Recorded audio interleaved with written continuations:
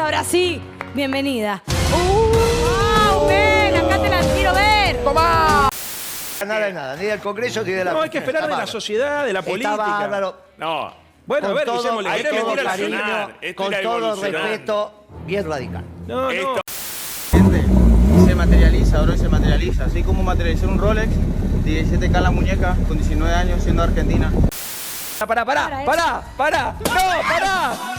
pará, cuidado, no, cuidado, pará, acá, pará, ahí, pará, bueno, basta.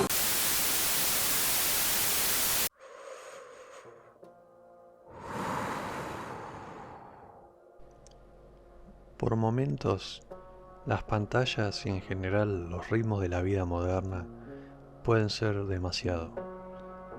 El ruido lo inunda todo. Abrimos una aplicación, scrolleamos hasta volvernos indiferentes, la cerramos, abrimos otra y repetimos el ciclo hasta el hartazgo. Los gritos de la televisión parecen intentos desesperados por emular el dispositivo que mantenía los ojos abiertos del protagonista de La Naranja Mecánica. Es la hipertrofia del estímulo, el exitismo y la comercialización de absolutamente todo. Si como especie celebramos la llegada de los avances en la comunicación, por otra parte, algunos desarrollos nos acosan más que otros. Las redes sociales nos invitan a hacer de nuestras vidas una vitrina en la que cualquiera puede pararse a ver, y muy probablemente hasta opinar. Quizás sin darnos cuenta, fuimos vulnerando cada día más nuestros espacios de intimidad hasta que, como sucede hoy en día, la virtualidad supera lo real, sobrepasando en relevancia a la cotidianidad material, física y tangible. Pero, ¿hay una salida de esta realidad?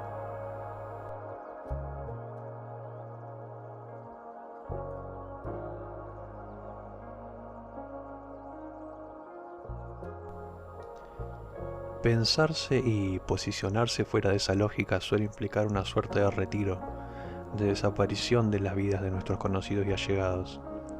A veces, a causa de reclamos y lo que en inglés se denomina FOMO, o el miedo a perdernos los últimos acontecimientos, desistimos de abandonar este circuito a costa de nuestra propia tranquilidad.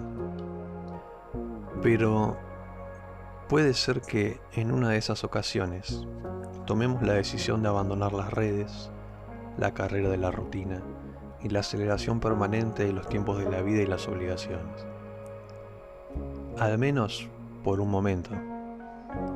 Recuerdo que, pasado el peor momento de la pandemia, allá por el 2020, le había encontrado el gusto a escapar del encierro en la ciudad para visitar parajes rurales de las afueras.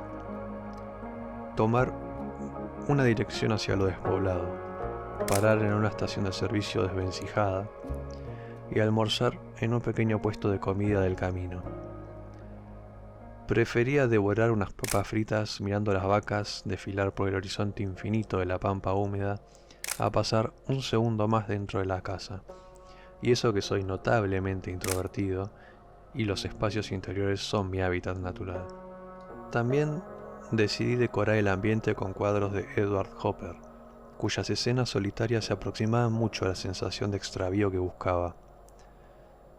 Muchas son las razones del placer secreto que encontraba en esos escapes, pero una destaca: la sensación de perderme, de liberarme del control de lo conocido, alejarme de la presión de la vida urbana, del sofocamiento de ser continuamente observado, de la obligación de actuar de determinada manera, de convivir en espacios de trabajo o el agobio doméstico que experimentamos en aquellas épocas de reclusión y también en las que no estamos tan literalmente encerrados. Visitar pueblos y puestos de la ruta puede parecer para algunos una práctica extremadamente aburrida si se la piensa desde la hora, pero en un momento de aparente colapso global de la civilización y de clausuras, era una bocanada de aire fresco.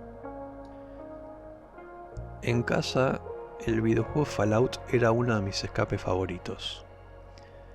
En un mundo cuyo destino era incierto, la idea de aventurarme en una virtualidad post-apocalíptica se me hacía un tentempié exquisito, una preparación para lo peor.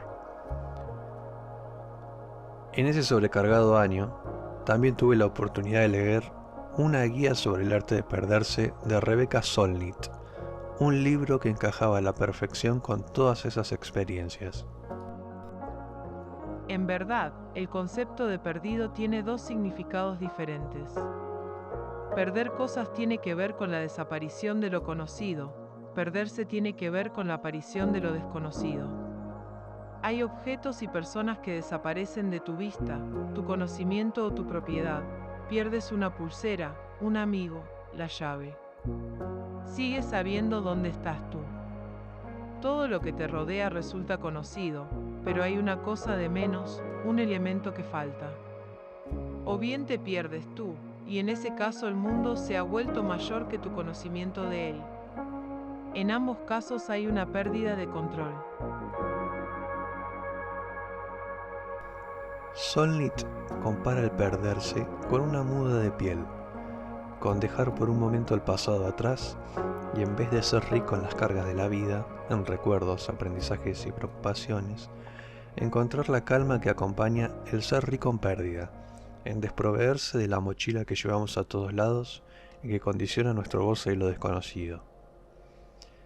Es la fantasía misma de detenerse en la autopista y caminar por los campos hacia el horizonte, a los árboles lejanos o a alguna casa en ruinas. Caminar por donde nadie ha caminado en años o quizá nunca. Ver lo que nadie más ha visto.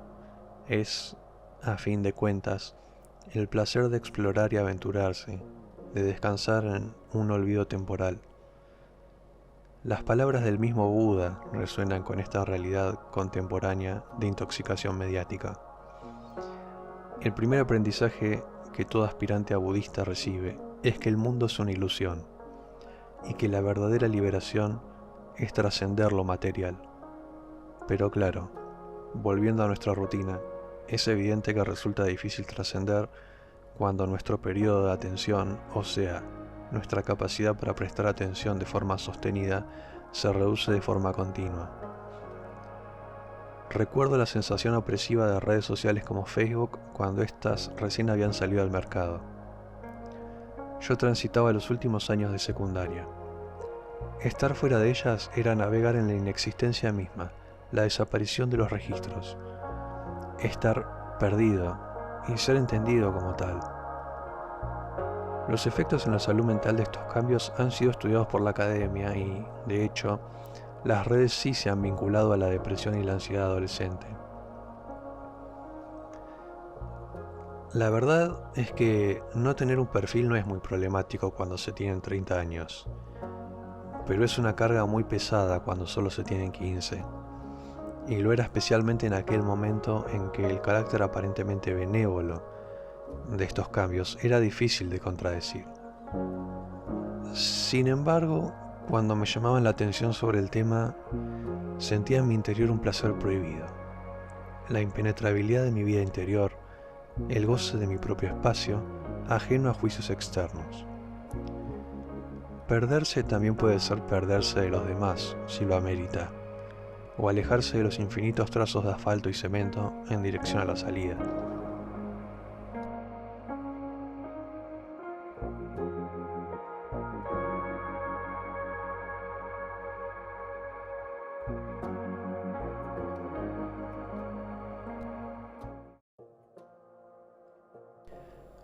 Uno de mis más recientes descubrimientos como lector es la chinita Xiao Hong, quien entró en mi grilla personal de autores favoritos casi automáticamente. Xiao tuvo una vida breve e intensa, la cual transcurrió para colmo durante una época muy complicada de la historia china, cuando ésta era una nación más que nada rural y gobernada por caudillos regionales. Y bueno, también cuando el imperio japonés decidió invadirla. Por suerte hoy en día se la reconoce como una de las grandes escritoras de la China moderna, lo que le mereció incluso una película biográfica. Sus relatos tienen la potencia de lo auténtico y la belleza de lo sencillo. En muchos pasajes de sus obras descubrimos una admiración por los misterios de la naturaleza y su contraste con un mundo humano cargado de dificultades. Y en efecto, al girar en la esquina del cuartel, apareció el río. Era la primera vez que lo veía, y mirándolo me pregunté de dónde venía y cuánto tiempo habría tardado para llegar hasta allí. ¡Qué grande era! Al acercarme, le arrojé desde la orilla un puñado de arena que no le afectó en lo más mínimo. Se veían algunas barcas que iban hacia un lado o hacia el otro, y otras que remaban hacia la orilla de enfrente, donde no parecía haber nadie y solo se veían los sauces. Y más allá, no había manera de saber qué había, porque tampoco se veía gente ni casas ni caminos, ni se oía nada de nada. Pensé que tal vez yo también podría ir algún día a ese lugar donde no había gente a mirar un poco. Más allá del jardín de mi casa, estaba la calle. Más allá de la calle, el río, y más allá del río, los sauces. Y luego, más allá de los sauces, había un lugar aún más lejos, donde no había nada de nada, donde no se veía nada de nada y no se escuchaba nada. ¿Qué había más allá de estas cosas? Cuanto más lo pensaba, menos idea tenía. La historia tiene algunos ejemplos notables de individuos que decidieron retirarse de la vida mancomunada. Lao Tse, San Jerónimo, Pablo de Tebas y el personaje ficticio de Nietzsche, Zaratustra. El mundo literario también dispone de muchos casos populares de retiro hacia lo desconocido. Quizás el más popular de ellos sea el que realizó Henry David Thoreau. Don Henry, profundamente incómodo con la vida en sociedad, se refugió durante 2 años en una cabaña frente al estanque Walden, en Massachusetts, Estados Unidos. Allí escribió su obra maestra, Walden o La vida en los bosques, donde relata sus observaciones, experiencias y anécdotas con el entorno silvestre, y los ocasionales contactos con los hombres y mujeres que vivían en la ruralidad. Un relato similar y más local es el raconto biográfico de Guillermo Enrique Hudson. El señor Hudson era hijo de ingleses que se habían asentado alrededor de 1840 en la zona de Bosques, un paraje al sur de la ciudad de Buenos Aires, en Argentina. Como podemos imaginar, su infancia se desarrolló en un contexto rural muy típico de la llanura pampeana. Gran observador de la vida salvaje, su trabajo es leído tanto por naturalistas como por el público en general. Entre gauchos y animales, pudo vivenciar de primera mano el interior de Argentina, así como sus tensiones y cambios políticos. En su obra incluye muchos pasajes que, me parece, se aproximan también a la idea de desconexión con el ajetreo de la vida moderna. Especialmente si tenemos en cuenta que fue concebida cuando ya el autor, agobiado por dolencias propias de la vejez, estaba sentado en Inglaterra. Su nivel de detalle y apreciación de lo natural nos deja ver una sensibilidad también muy especial, con el subsecuente aprecio por los espacios abiertos del campo. Allá lejos y hace tiempo es una obra cargada de nostalgia y añoranza por un pasado marcado por la apacible vida rural. Después de una lluvia, los bajos se embellecían más aún, puesto que se cubrían de unas florcitas amarillas llamadas macáchinas. Como estas eran las primeras flores silvestres que aparecían en el campo, sentíamos por ellas una atracción comparable a la que despiertan la frutilla y las hiedras silvestres, la celidonia o cualquier planta de temprana floración en los niños ingleses. Pero aún los niños pequeños son capaces de valorar tanto la belleza como la utilidad de las cosas. Cada esbelto tallito producía una única flor que se alzaba a 10 centímetros del suelo. Tan delgados eran estos tallos que el menor soplo de viento, la brisa más suave, imprimía un gracioso movimiento a las flores. Aquel bello espectáculo solía retenerme inmóvil en medio del campo, mirando a mi alrededor. Por cientos de metros se extendía la alfombra verde, salpicada de pequeñas florcitas amarillas que la brisa agitaba. El contacto con la naturaleza, o como lo llamamos hoy en día, tocar pasto, es el camino natural, y valga la redundancia, para quienes buscan alejarse de las terminales de fibra óptica. Pero bueno, la verdad es que no hace falta volverse un ermitaño, un eremita, para disfrutar del placer de la desconexión digital. También podemos crear el espacio interior o exterior donde encontrar calma. Está claro que uno de los factores omnipresentes de la desconexión es el silencio.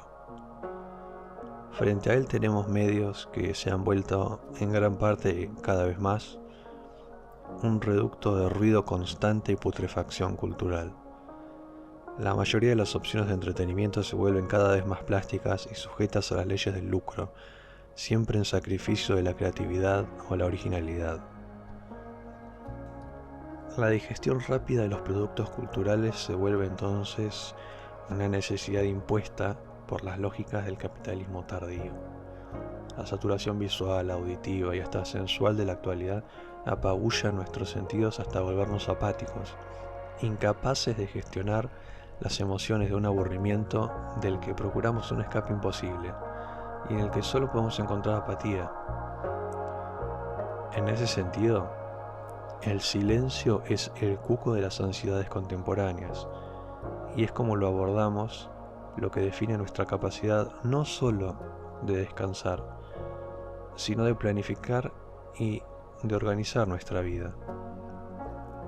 Abrazarlo implica aceptar sus condiciones, romper el ciclo dopamínico de, como lo llaman los budistas, la mente mono, esa mente que no puede callarse y que nos grita como un niño caprichoso cuando nos detenemos a descansar. En torno a eso gira la obra del explorador sueco Erling Kagge, quien de hecho le dedicó el título de su obra, El silencio en la era del ruido. Kagge ha hecho excursiones tanto al Polo Sur como al norte, ha visitado el Himalaya, ha atravesado mares en barco y otras aventuras típicas de nórdicos excéntricos. Su principal interrogante es, entonces, cómo preservar el silencio que encontró en esos espacios desolados y distantes de la civilización cuando vuelve a la rutina diaria. La meditación, el yoga, el ejercicio, la música son sus principales respuestas. Pero también la importancia de crear un espacio propio, un cubo de silencio móvil e imaginario en el que podamos refugiarnos aún durante la más ajetreada actividad cotidiana. Así, el silencio no excluye la digitalización de la vida, sino que la complementa y la vuelve saludable. Cuando hemos invertido mucho tiempo en estar accesibles y seguir a otros en las redes, puede resultarnos fácil concluir que eso quizá tenga algún valor, aunque no sea nada importante. Se llama racionalización. La revista New York Review of Books se ha referido al tema de la lucha entre los creadores de aplicaciones como una nueva guerra del opio, en la que los encargados de marketing han adoptado la adicción como una estrategia de negocio explícita. La diferencia es que esta vez los camellos no venden nada que se pueda fumar en pipa, sino aplicaciones de colores como los caramelos. En cierto sentido, el silencio gira en torno a lo opuesto a todo eso. Se trata de llegar al interior de lo que uno está haciendo, tener experiencias y no pensar demasiado, dejar que cada momento tenga su importancia, no vivir a través de otras personas y de otras cosas, aislarse del mundo y crear un silencio propio cuando corremos, cocinamos, hacemos el amor, estudiamos, hablamos, trabajamos, cuando se nos ocurre una idea, cuando leemos o cuando bailamos. Cuando tenía 12 años, o sea, hace una eternidad, le había tomado el gusto a retirarme sigilosamente de las partidas nocturnas de PlayStation 2. Me escapaba para sentarme en un asiento del parque, del patio o de alguna terraza para ver el cielo nocturno. Por ese entonces aún no tenía idea del significado de la meditación o del retiro espiritual. Solo quería encontrar silencio, apreciar los sonidos del ambiente y fundirme con la noche. Eventualmente, un amigo comenzó a preguntarse por qué razón decidía sustraerme. Creo que comenzó a entenderlo cuando nos quedamos en silencio. La tecnología, y como suele suceder en las revoluciones tecnológicas, nos ha facilitado la vida de formas inauditas, impensadas hace tan solo 20 años atrás. Hoy puedes enterarte al instante lo que sucede en un lugar remoto del planeta con tan solo buscar un hashtag. Podés jugar un juego con gráficos que ponen en duda la validez de lo real. Podemos ver películas sin necesidad de movernos hasta un videoclub. Saber si tal conocido vive y en ese caso qué fue de su vida. Pero con ello también acarreamos la carga de ser parte del mecanismo, y no solo quienes lo utilizan. Dejamos de ser simples consumidores para ser también el producto. Este cambio aún es bastante reciente. Hasta hace no mucho tiempo atrás, íbamos a las tiendas o negocios a procurarnos entretenimiento, ya que el mundo analógico era mucho menos piadoso con nuestro deseo de quedarnos en casa.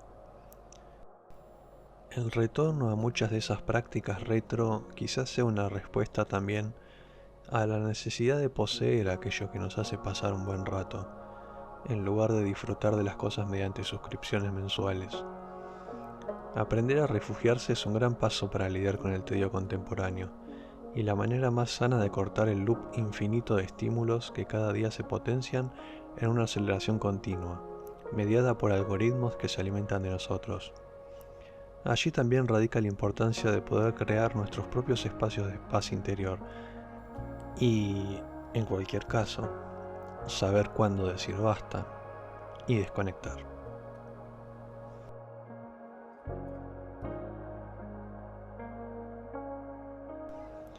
Si te gustó el video, no olvides darle like, suscribirte al canal y activar la campanita de notificaciones. Buena retirada hacia lo desconocido y nos vemos la próxima.